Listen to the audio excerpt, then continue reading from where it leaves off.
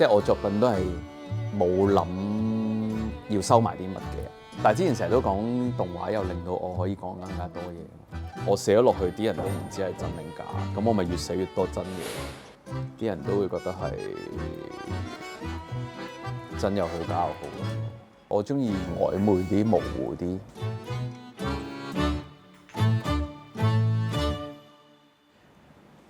咪啲讀到篇嘢話，男人咧係嗰個聯繫啊，係由運動同埋興趣出發啊嘛。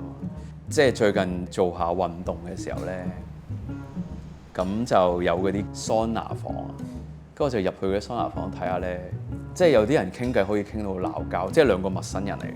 跟住我就諗，其實每個運動場合嘅桑拿房會唔會都有唔同嘅張力喺度？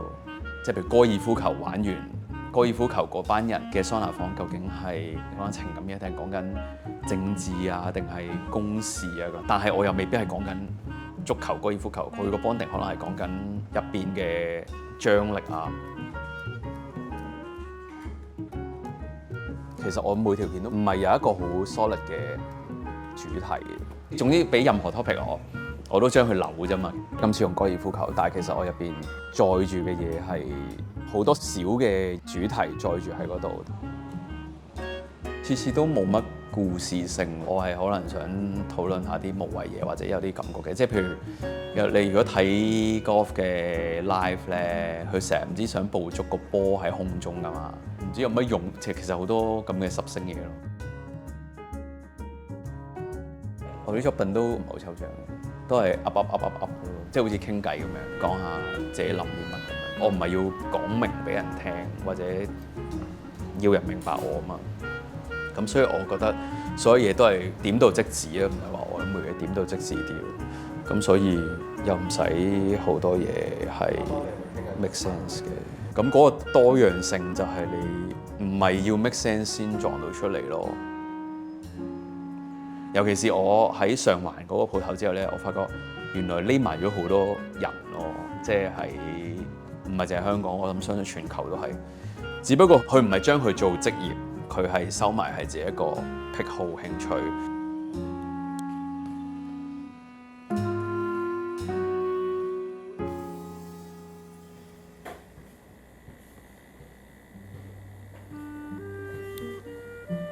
以前嗰2年幾喺地鋪個 studio 就唔使都已經好有刺激咯。咁我諗創作上就我都唔知嗰2年認識嗰啲對我創作有冇幫助咯。但係對我自己嘅一定有幫助咯。即係嗰種刺激啊、開心啊、快樂一定有幫助。嗰個刺激係我係被動咁有人嚟我嘅世界咁樣啦，同埋啲客都好多會枕住，其實有人坐喺度，即係我變咗好似望聞問切咁。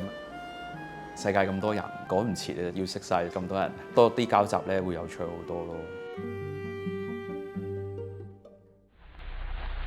孟婆同我哋講，開始下一段感情之前，一定要飲一碗佢嘅湯，去放低所有記憶。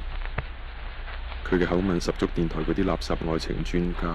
我自己嗰個人做咧，寫嘢嘅時候咧，我唔會諗視覺咯，因為我想盡量分開翻 make sense 嘅嘢，唔係需要做啦。寫嗰陣時，我唔會理死得我畫唔到呢樣嘢喎。咁但係到我畫嘅時候，我又唔會理話喂呢個角色之後係咩嚟嘅喎，因為太漫長啦。嗰個對住呢個一點一滴咁畫嘅過程咧，所以我要令自己快樂啲。錄 V.O. 自己錄咧就唔係好享受嘅，但係都要用自己把聲。好多時啲人會話：你揾個助手，因為其實做動畫好少真係1-2個人做嘅，多數係真係分工啊嘛。但係咧，我覺得就係咁嘅件事。我覺得係要行過嗰段路，但係咧，即係我寫5-6成度啦，我就跳去畫啦，畫完我就喐啦。嗰個過程咧，其實真係遇到好多做唔到或者錯誤啊，而嗰啲位咧係令到我更加興奮。即係我唔想係轉到好似俾答案咁咯。後尾 realize 其實令佢有意思啊，唔係我嘅職責咯，係觀眾自己安放落去就得咯。咁其實我一路講翻我想講嘅嘢，或者我嘅節奏去講故事，其實就已經足夠咯。